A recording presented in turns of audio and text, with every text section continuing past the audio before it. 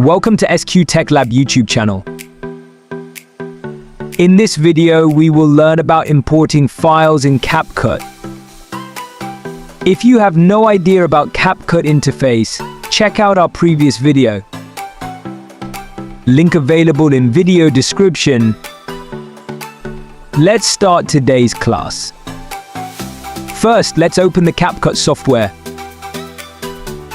Let's create a new project by clicking Create Project button here. We have already learned about this interface in our previous video. Let's name this project Practice. Now we will import some assets here in this Import tab. To do so, click on the Import button here and open the folder where our media files and footages are kept. It is helpful to keep all the raw files to a specific folder so that we can find out those easily during editing our project. Okay. From here, we can upload images, audios, videos, and all kind of media files. Here I have kept some files. Let's import this single video first and see what we can do with it. Select this and click Open. It's easy.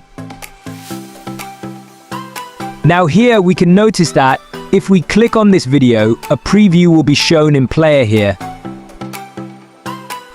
In the Import tab, if we go to any ends of the video, we can trim it here.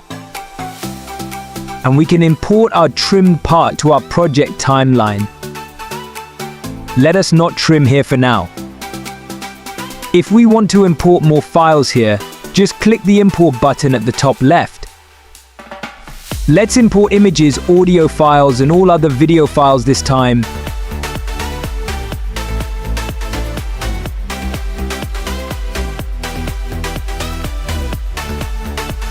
CapCut also have some pre-made clips stock in the Stock Materials submenu. Here we can find trending, Christmas and New Year, intro and end, atmosphere, life clips, etc.